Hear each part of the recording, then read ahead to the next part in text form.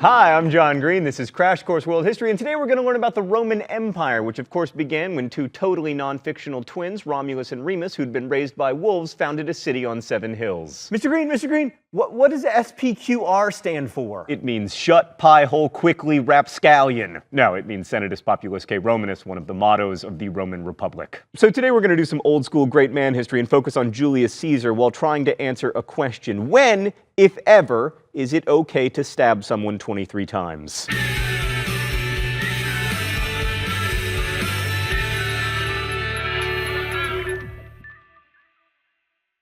Shakespeare answers that question by saying that Roman senators killed Caesar because he was going to destroy the Roman Republic. But even if that's true, we still have to answer whether A, the Roman Republic was worth preserving, and B, whether Caesar actually destroyed it. One of the things that made the Roman Republic endure, both in reality and in the imagination, was its balance. According to the Greek historian Polybius, the three kinds of government, monarchy, aristocracy, and democracy, were all found united in Rome. And it was no easy thing to determine with assurance whether the entire state was an aristocracy, a democracy, or a monarchy. At the heart of this blended system was the Senate, a body of legislators chosen from a group of elite families. Rome was divided into two broad classes: the patricians, a small group of aristocratic families, and the plebeians, basically everyone else. The Senate was sort of a mixture of legislature and giant advisory council. Their main job was to set policy for the consuls. Each year, the Senate would choose from among its ranks 2 co-consuls to serve as sort of the chief executives of Rome. There needed to be 2 so that they could check each other's ambition, and also so that one could,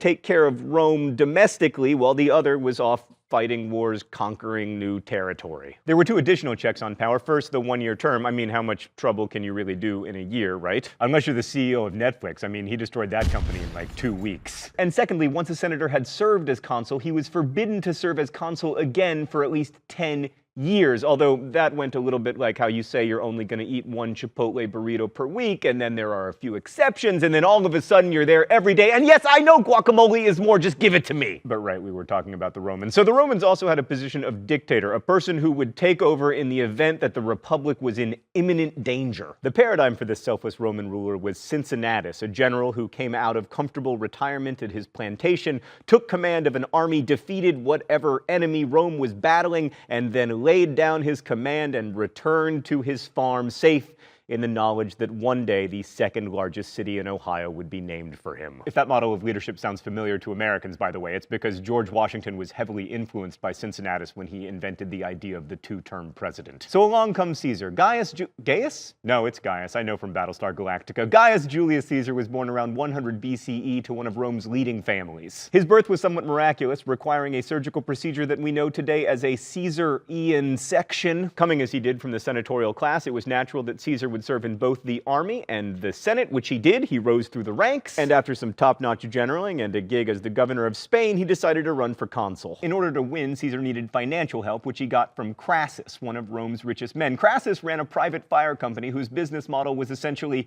hey, I notice your house is on fire.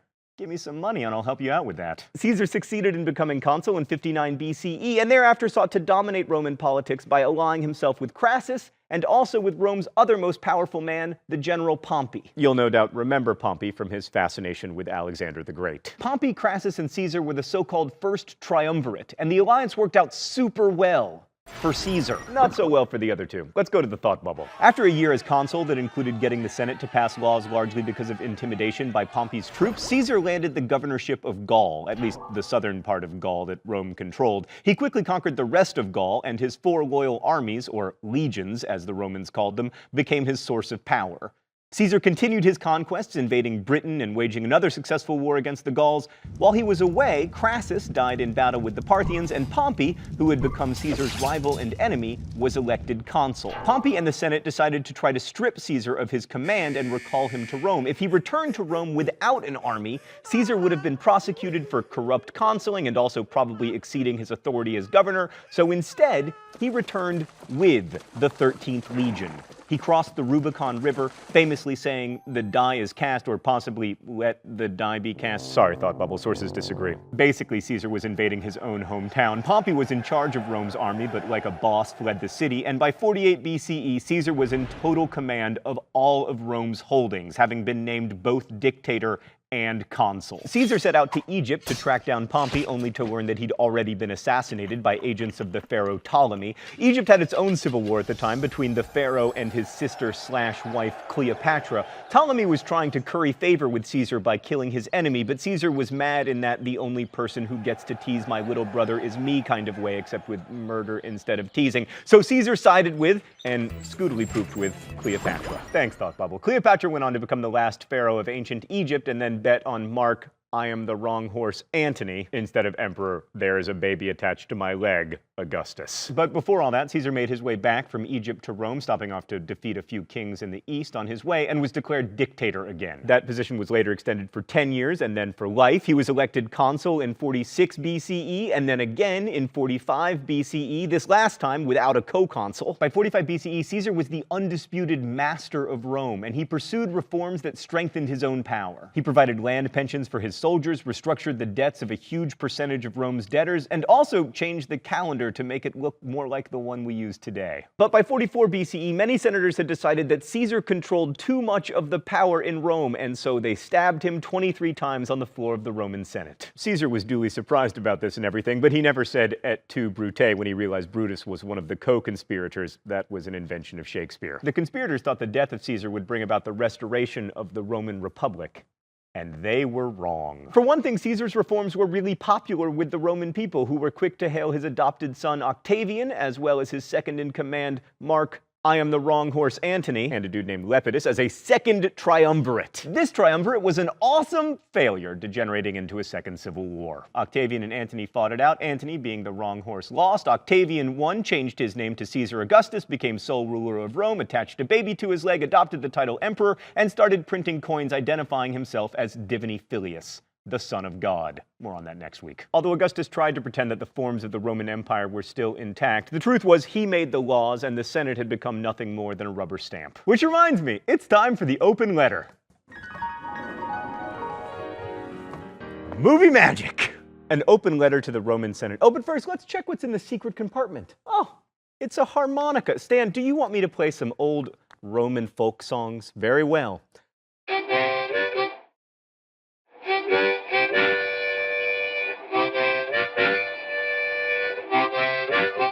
Stan, I just want to thank you for doing such a good job of overdubbing there.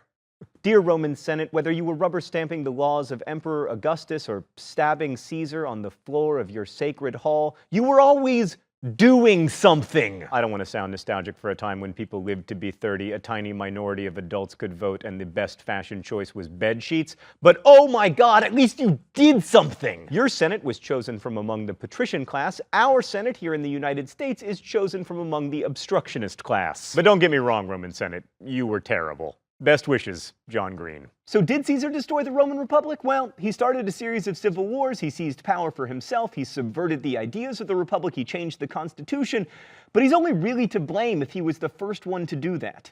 And he wasn't. Take the general Marius, for instance, who rose to power on the strength of his generalship and on his willingness to open up the army to the poor, who were loyal to him personally and not to Rome, and whom he promised land in exchange for their good service in the army. This, of course, required the Romans to keep conquering new land so they could keep giving it to new legionnaires. Marius was also consul 5 times in a row, 60 years before Caesar. Or look at the Roman general Sulla, who, like Marius, ensured that his armies would be more loyal to him personally than to Rome, but who marched against Rome itself and then became its dictator, executing thousands of people in 81 BCE, 30 years before Caesar entered the scene. There's another way of looking at this question altogether if we dispense with great man history. Maybe Rome became an empire before it had an emperor. Like, remember the Persian Empire? You'll recall that that empire had some characteristics that made it imperial, like a unified system of government, continual military expansion, and a diversity of subject peoples. The Roman Empire had all 3 of those characteristics long before it became the Roman Empire. Like, Rome started out as a city, and then it became a city-state,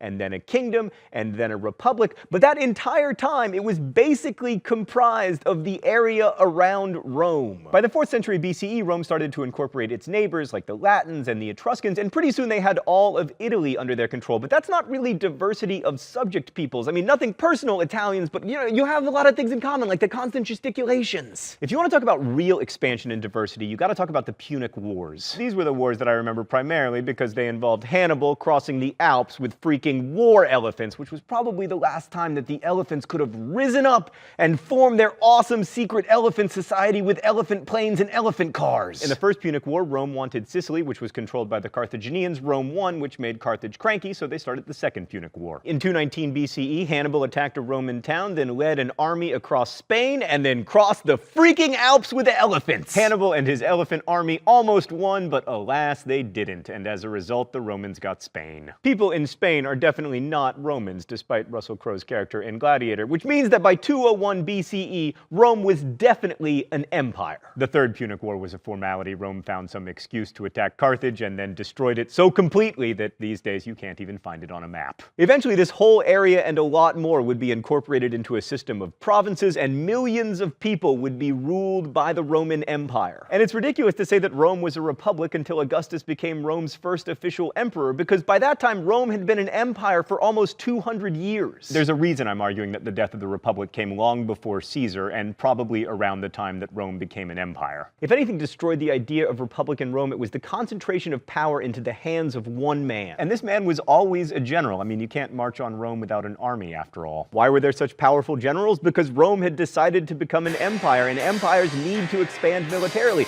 Particularly the Roman Empire needed to expand militarily because it always needed new land to give its retired legionnaires. That expansion created the all-powerful general, and the incorporation of diverse peoples made it easier for them to be loyal to him rather than to some abstract idea of the republic. Julius Caesar didn't create emperors. Empire created them. Next week, we'll be discussing Christianity, so that shouldn't be controversial. Until then, thanks for watching.